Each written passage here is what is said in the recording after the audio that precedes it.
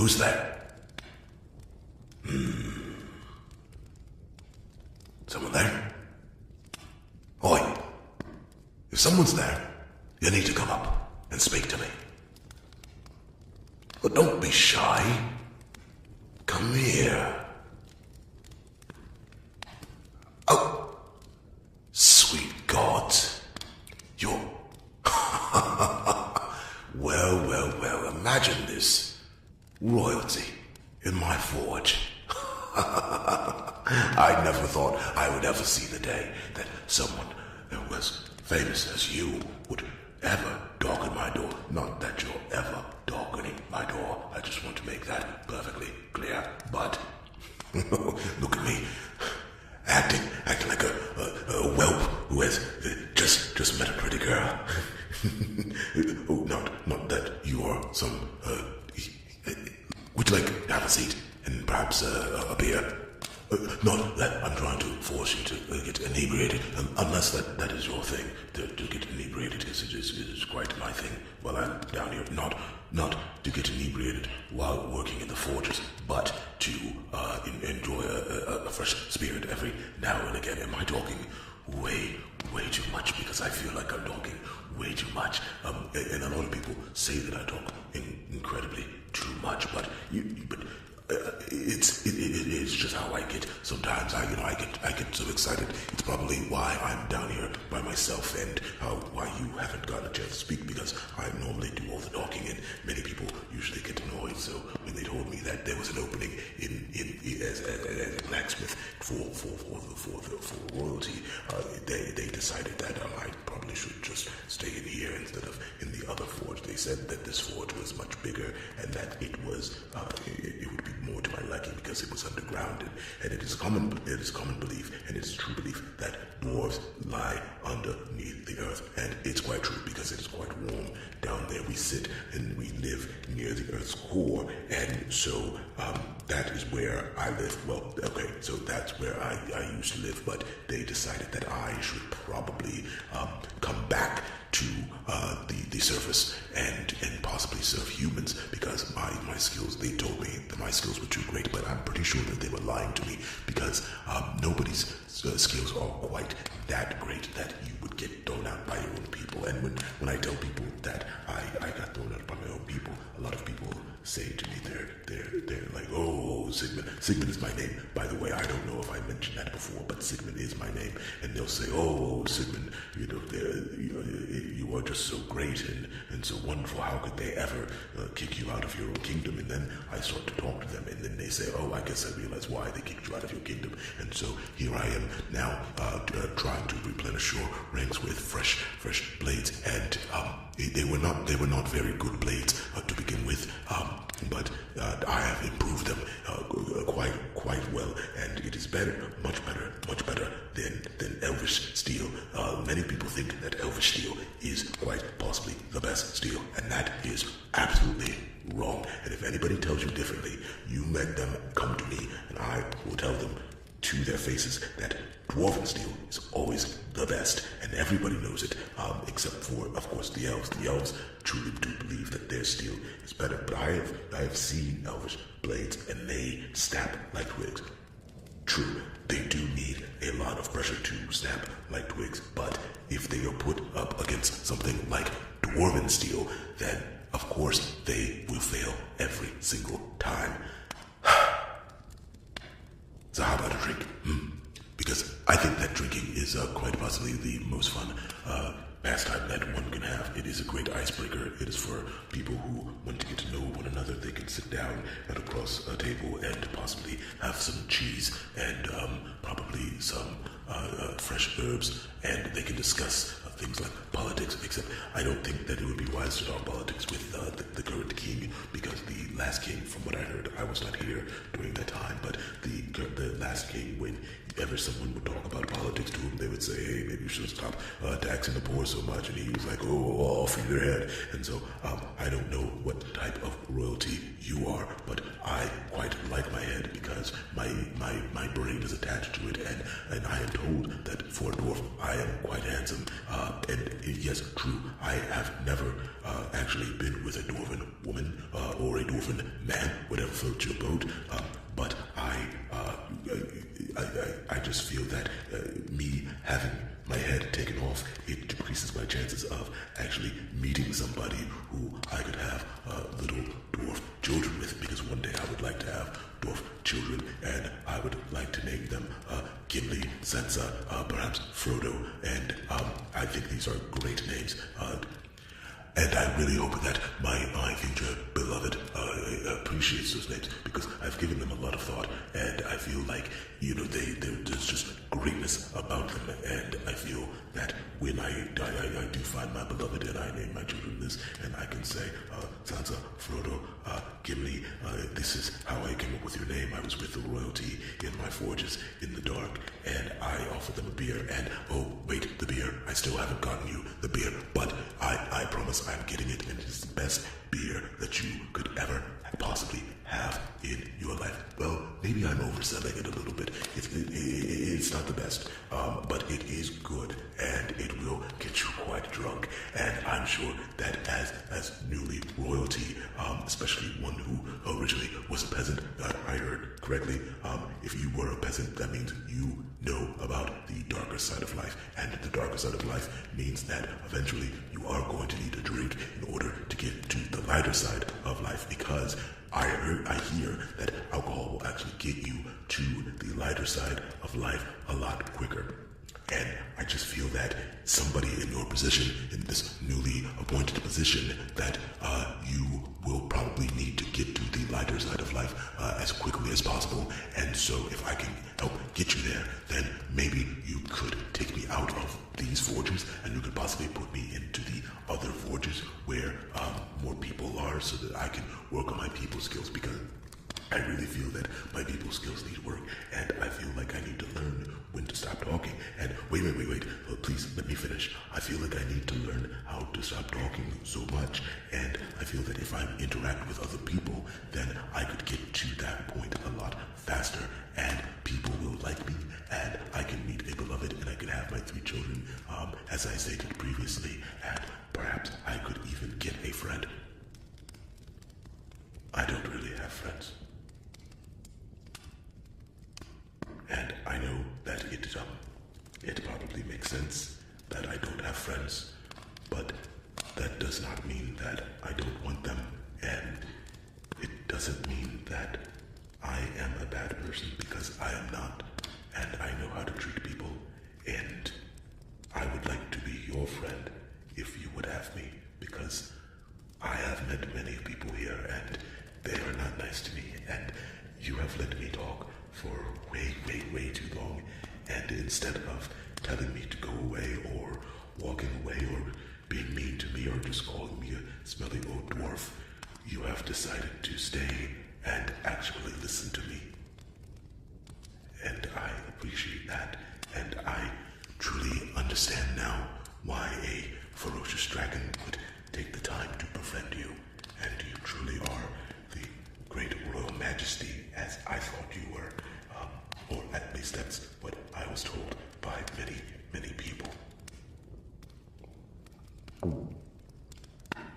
So, can I get you a drink? I can? Oh, wonderful. It has been quite some time since I drank with anybody. The last person that I drank with, I thought they were going to be my friend, but they were not my friend. They were actually quite rude to me, and I actually got into quite a big fight with them, and that might have also contributed to the fact of why I had to leave my old kingdom. I'm not very well liked by some of the dwarf lords, and I'm actually in exile. I think I forgot to mention that.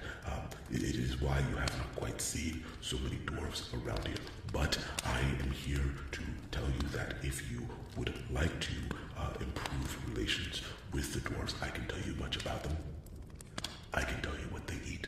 I can tell you what they like to drink. They do not like to drink this. This is actually a human-made beer, and it is not as good as what it could be if you were living in perhaps a dwarf kingdom, because in the dwarf kingdom we spend much of our time either smelting, mining, or drinking, and so we have perfected the art of brewing fine beers, and it is quite good. It quite literally puts hair on your chest, and not that you would want hair on your chest. I don't quite know exactly if humans are into that type of thing, but we dwarves,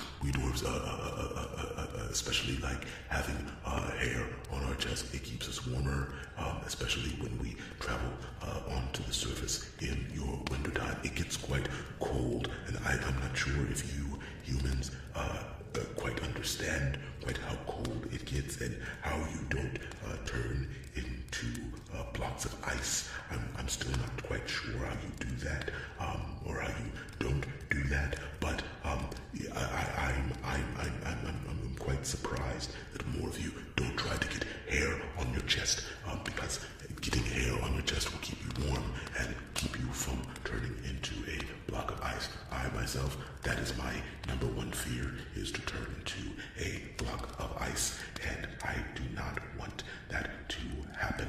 Oh, yes, quite. I need to get you your beer. Hold on one moment. Because I find that if you ingest beer, that it might make my conversation making a little bit easier for you. You will have more fun, and that is one thing that I was told that I do not inspire. I don't inspire fun in those who I would hopefully be friends with. But as I said before, I don't have friends. There was this one time when I was a young lad. I think I had a friend. He did not leave me quite as quickly as others, so I think I counted that as a friend. And then I actually befriended a rock once, and the rock was nice because the rock just let me just talk as much as I want, and he did not say anything. I'm assuming it is a he, but it could have very well been a she. Not that I have any problems befriending a girl or a guy for that matter, but I just really wanted to have someone to talk to, and so I talked to this rock, and this rock was very nice to me, and yes, so, your beer. I did not hand you your beer. I've been holding it this whole time, and if you look at it, I have made the perfect pour, and the perfect pour, it's very hard to do, especially for a human, because you humans get all shaky and jittery because you're nervous about everything, because you don't live quite as long as we dwarves. You don't quite live as long as elves either. Matter of fact, you are probably the quickest to die of any of the many races on this planet, and you have to cherish life. So I want you to look at the head of this beer, and I want you to appreciate it and marvel at it, because you might not live long enough. You could leave this very forge right now, and you could possibly die, and that would be terrible, because I don't think that you have an heir. So if you were to die right now, the whole entire kingdom would be plunged into chaos, and I know that there are actually many people who would like to see you die. Not any of your subjects, but people outside of your kingdom who would look at your death as a kind of opportunity to possibly usurp the throne and expand their own kingdoms, because I don't know if you know this, but you have quite a bit of land that you control, and you have a lot of authority over many different people and types of people and animals and talking animals, and talking animals are kind of in this in-between gray area where they don't actually have to listen to you, but because you are so nice, and because people like Lady Sharpclaw, who is the mother of all bears, or at least that is what the title she goes as, is she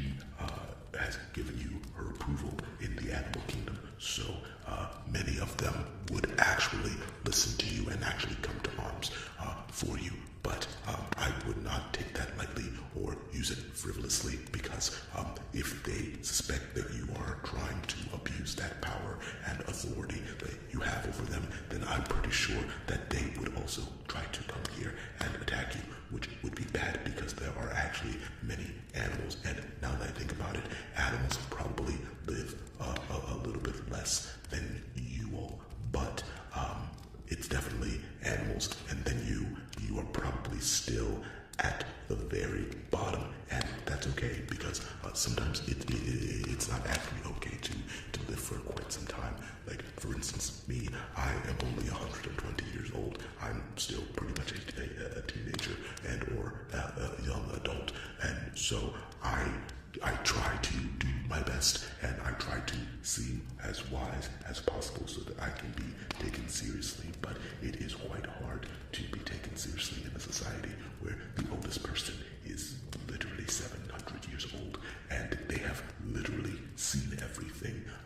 They have seen many different types of kings and queens take the throne, and so many different types of wars, and they are quite sick of it. It's probably why most dwarves decide to live underground, because we get so tired of the different changes that we come up to the earth, and we spend a couple of years, and then we say to ourselves, oh, I guess we'll just go back down.